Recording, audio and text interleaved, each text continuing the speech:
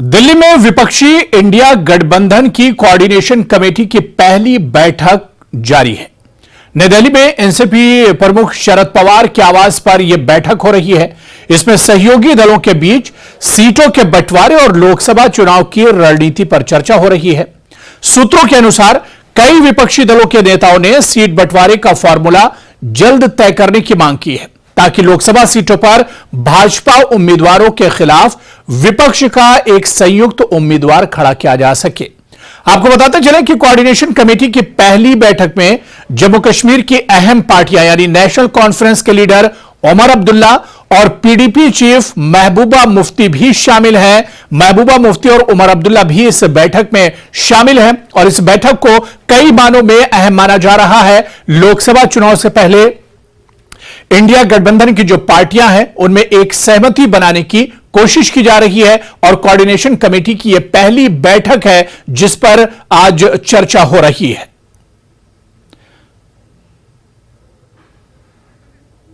और चलिए इस बैठक पर और बातचीत करेंगे और खासतौर से इस बैठक में जिस तरह से नेशनल कॉन्फ्रेंस और पीडीपी के लीडर शामिल है इस पर भी हम चर्चा करेंगे। सीधे जम्मू का रुख करेंगे जहां से हमारे सहयोगी समीर भट्ट हमारे साथ जुड़े हुए हैं। समीर, इंडिया अलायंस की बैठक हो रही है और यह कोऑर्डिनेशन कमेटी की पहली बैठक है।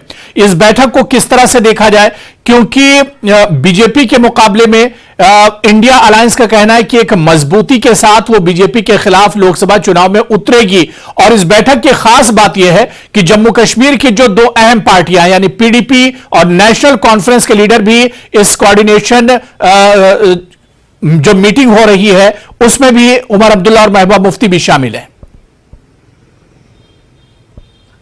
देखिए, इंडिया ब्लॉक जो है वो अब एक पिच बना रहा है एनडीए के खिलाफ 2024 का जो महासंग्राम होने वाला लोकसभा इलेक्शंस में, उसके लिए पिच तैयार कर रहा है। और आज की जो मीटिंग है शरद पवार के घर में जो 4 बजे शुरू हुई है, बहुत क्रूशियल मीटिंग है जिसमें सीट शेयरिंग के बारे में बातचीत होगी। जो पहली 3 मीटिंगें हुई थी उसमें जो बाकी जैसे लोगो रखना, नाम क्या रखना है पार्टी और इस ब्लॉक का, या क्या आगे का एजेंडा रहेगा, उस पर बात हुई। लेकिन अब मूल जो चीजें हैं, बेसिक जो है वो है अब सीट शेयरिंग। जो सीट्स का बंटवारा कैसे होगा, कौन सी पार्टी कहाँ लड़ेगी और कितना लड़ेगी, कांग्रेस क्योंकि एक नेशनल पार्टी है उसका कितना स्टेक रहेगा, कहाँ से वो मजबूत है, कहाँ से, ये सारी चीजों पे इस पे मंथन हो रहा है शरद पवार के घर में।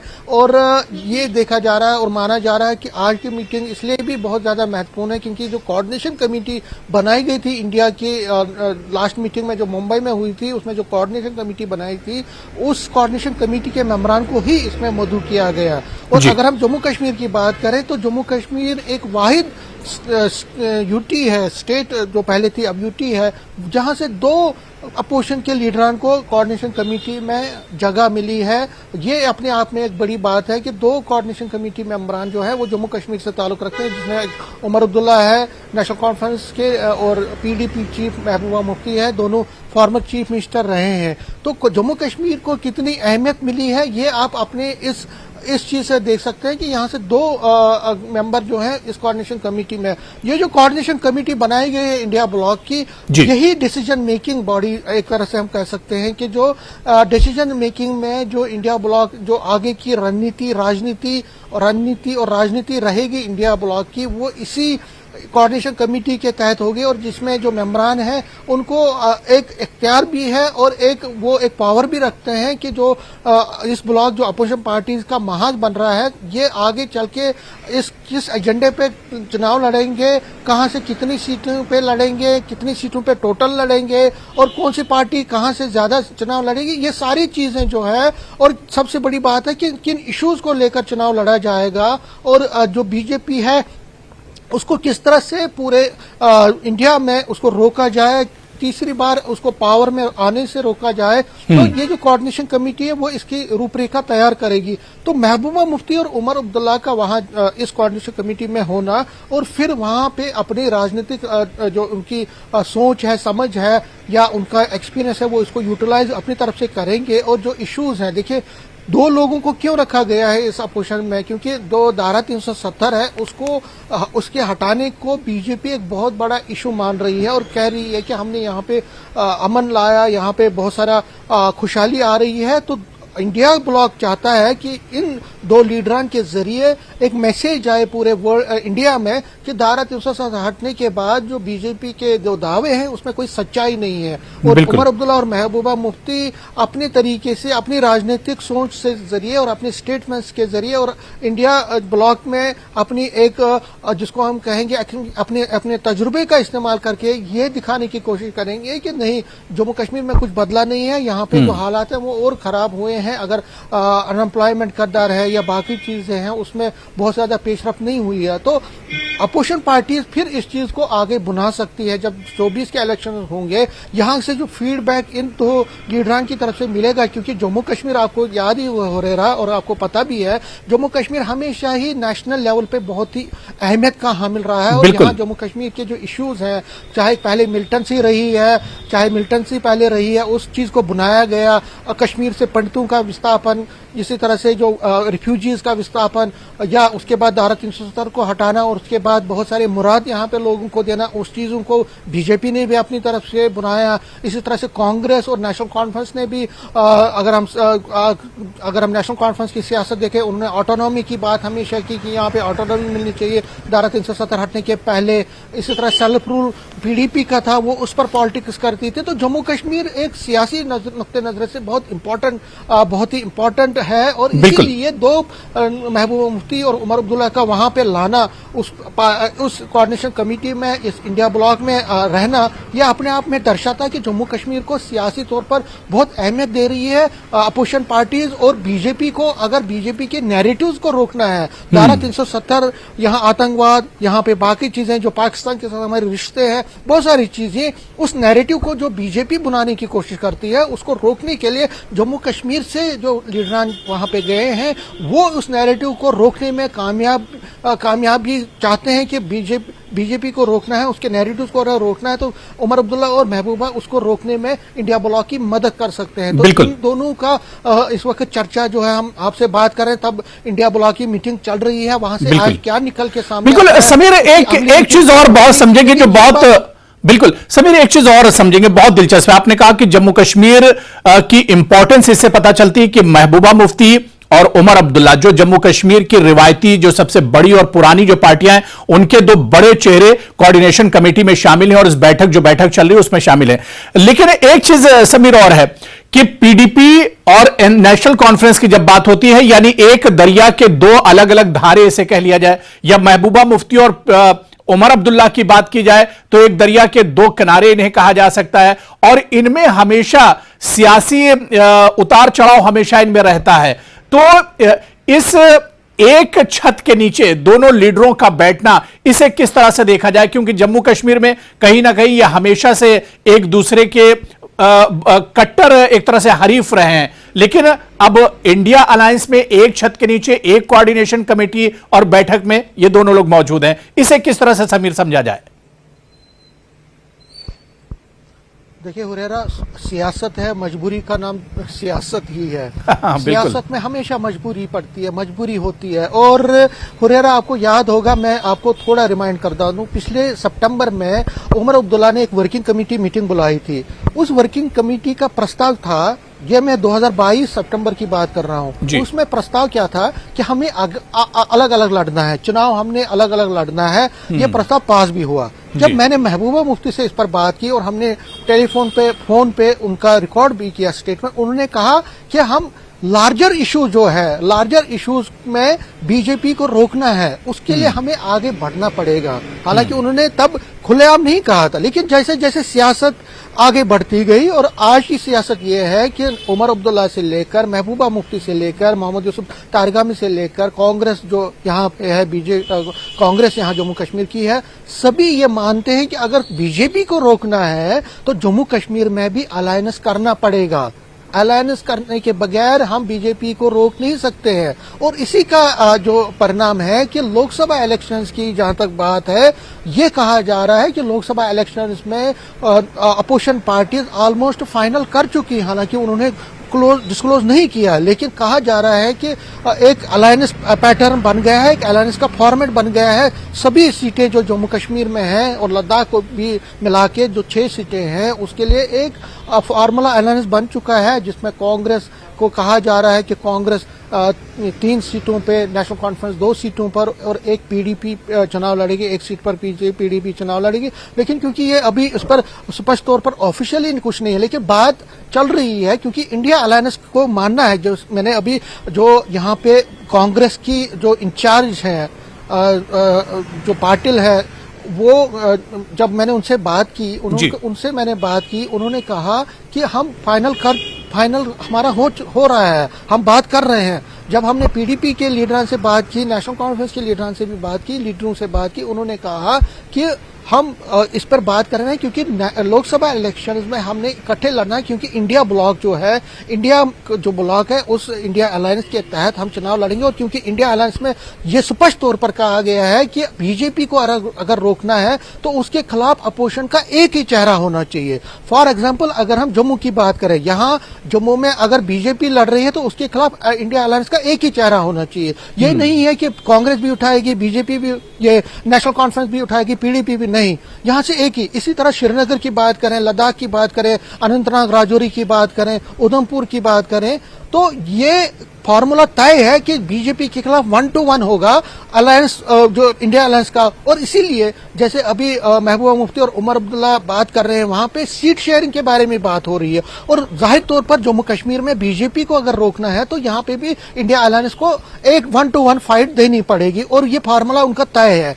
बीजेपी के लीडर जिस मैंने जब आज बात की, जो दुष्यंत कुमार है उनके, गौतम नेशनल जनरल सेक्रेटरी, जब जम्मू आए थे, मैंने उनसे पूछा कि उमर अब्दुल्ला, तो उन्होंने कहा कि देखिए इंडिया अलायंस जो है ये कोई इनका कोई डायरेक्शन नहीं है, उनकी कोई सम्मत नहीं है, ये फ्रस्ट्रेटेड लोग हैं, इनकी एक दूसरे के साथ बनती नहीं है। उन्होंने पंजाब का उदाहरण दिया, और देखिए पंजाब में आम आदमी पार्टी ने फैसला किया कि हम सारी सीटों पे चुनाव लड़ेंगे, जबकि कांग्रेस, अगर इंडिया अलायंस को लड़ना है तो वहां पे कांग्रेस और आम आदमी पार्टी को अलायंस में लड़ना पड़ेगा। लेकिन जम्मू कश्मीर पंजाब नहीं है। जम्मू कश्मीर में धारा 370 को हटाया गया है, और धारा 370 को हटाने के बाद पीडीपी और नेशनल कॉन्फ्रेंस खासकर उनके लीडर ये समझते हैं कि अगर धारा 370 को हटाया गया है तो वो इसलिए हटाया गया क्योंकि ये दोनों पार्टियां मजबूत नहीं थी, एक दूसरे के साथ जुड़ी नहीं थी। इवन कि नेशनल कॉन्फ्रेंस इस पर पीडीपी को भी टारगेट करती है कि आपने बीजेपी का साथ दिया, उनके साथ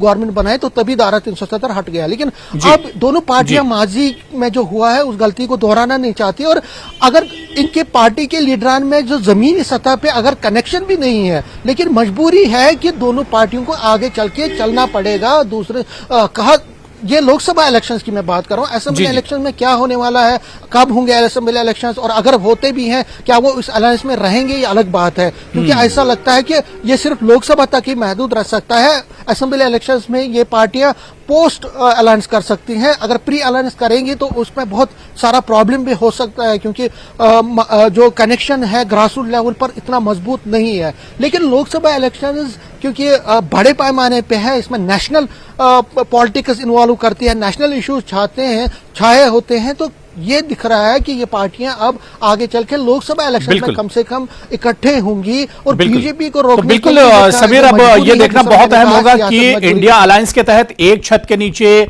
एक साथ पीडीपी और एनसी यानी महबूबा मुफ्ती और उमर अब्दुल्ला बैठे हैं इंडिया अलायंस को मजबूत करने के लिए। और ये जो साथ है, क्या जम्मू कश्मीर में यह फार्मूला कारगर साबित होगा? क्या जम्मू कश्मीर में पीडीपी और एनसी अगर साथ आते हैं तो बीजेपी को वहां पर शिकस्त दे सकते हैं? यह आने वाले दिनों में और लोकसभा चुनाव में देखना भी बहुत अहम होगा। बहुत बहुत शुक्रिया समीर हमारे साथ जुड़ने के लिए, तफसील से बातचीत करने के लिए। तो महासंग्राम 2024 में फिलहाल रुकेंगे छोटे से ब्रेक के लिए।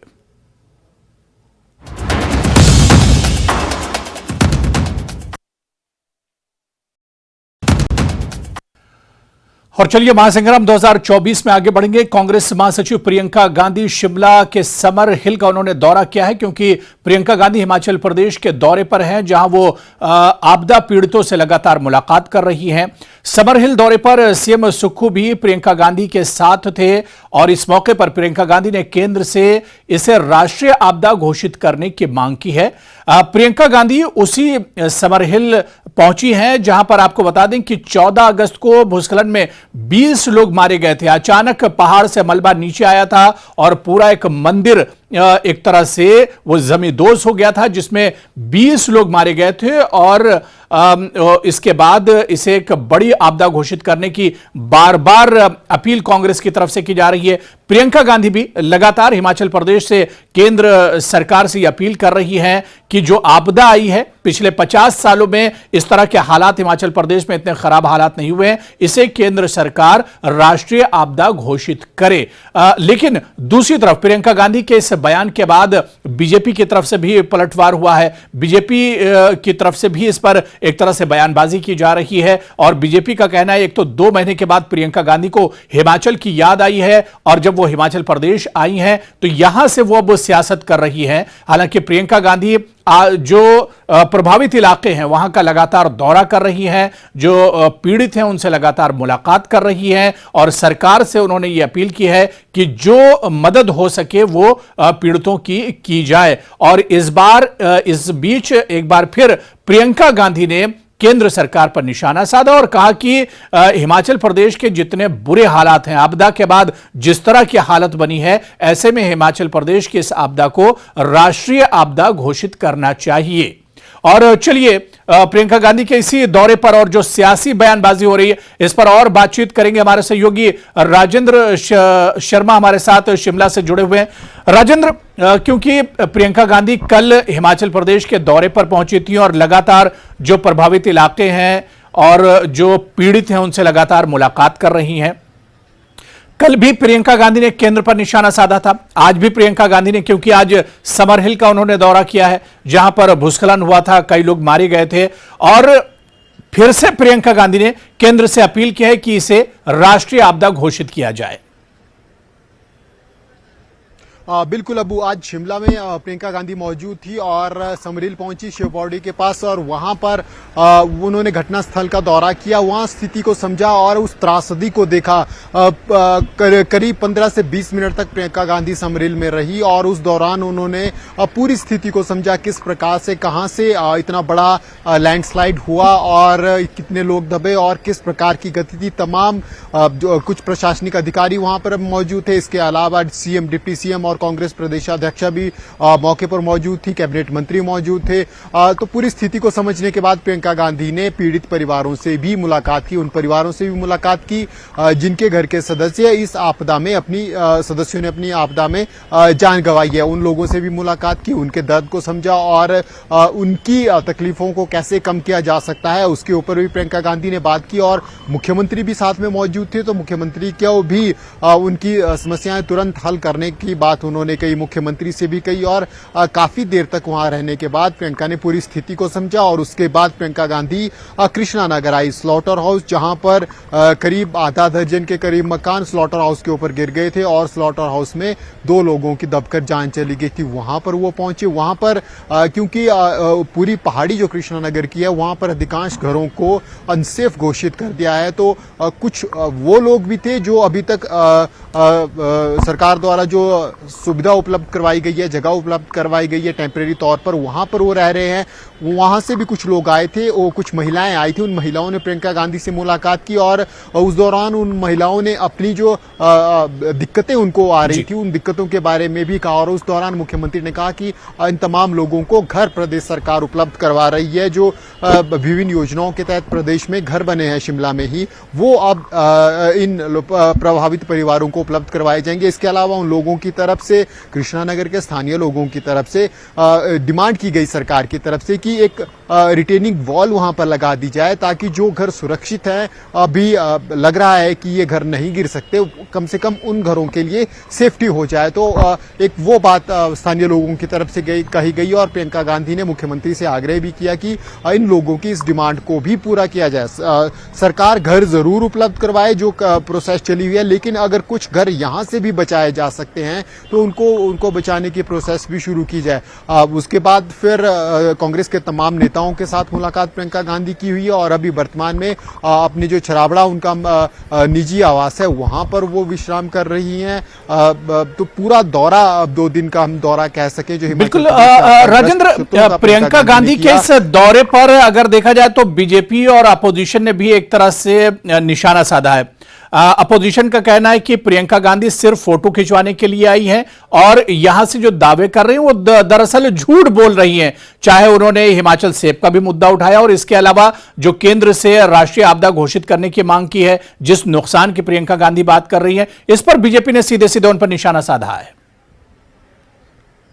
बिल्कुल, पूर्व मुख्यमंत्री और नेता प्रतिपक्ष जयराम ठाकुर ने इसी बात के लेकर प्रियंका गांधी पर निशाना साधा है। जयराम ठाकुर का कहना है कि आपदा बीत जाने के बाद तब प्रियंका गांधी या कांग्रेस की कोई सेंट्रल लीडरशिप हिमाचल प्रदेश पहुंची है, जब सारी चीजें ठीक हो चुकी हैं और लोगों की जो दिक्कतें हैं वो लगभग दूर होती जा रही हैं। अधिकांश सड़कें खुल चुकी हैं, अब केवल मलबा बचा है, मलबा भी हटा दिया गया है। तो ऐसे समय में कांग्रेस की सेंट्रल लीडरशिप हिमाचल प्रदेश पहुंच रही है, स्पॉट पर जा रहे हैं और फोटो खिंचवाने के अलावा कोई राहत प्रदेशवासियों को नहीं मिल रही है। राहत जो आपदा से प्रभावित लोग हैं उनको नहीं मिल रही है। और ऊपर से नेता प्रतिपक्ष ने प्रियंका गांधी पर झूठ बोलने का आरोप लगाया। उन्होंने कहा कि जो वॉशिंगटन एप्पल पर इंपोर्ट ड्यूटी घटाने की बात की जा रही है वो सरासर गलत प्रियंका गांधी इंटरप्रेट कर रही हैं और आज कुछ और रेट बता रही हैं, कल कुछ और रिलैक्सेशन के रेट बता रही हैं। तो वो उनको अपने में ही स्थिति क्लियर नहीं है, ये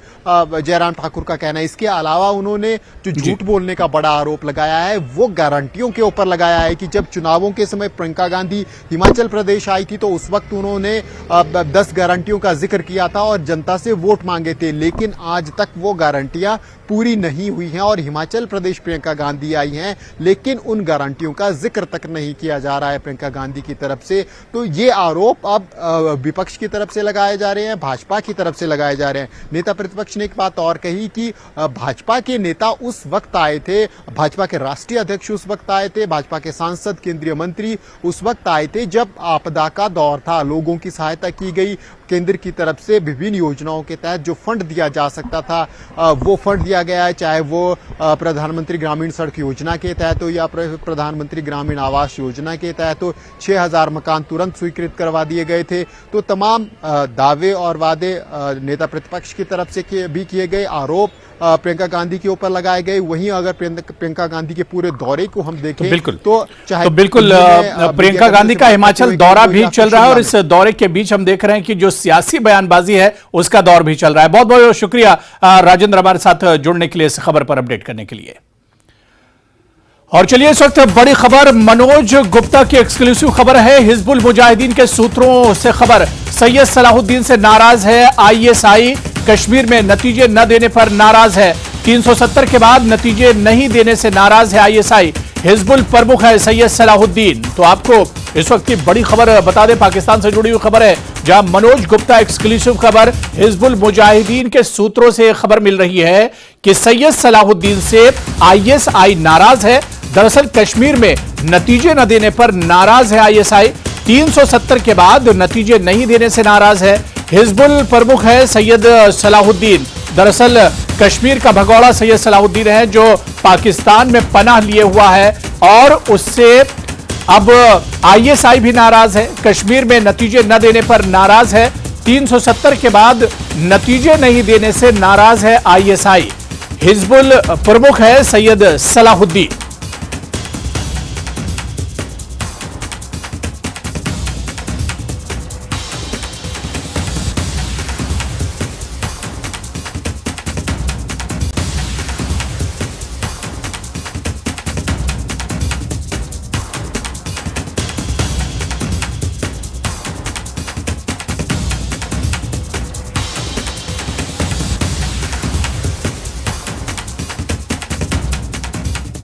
तो चलिए महासंग्राम 2024 में भी फिलहाल इतना ही।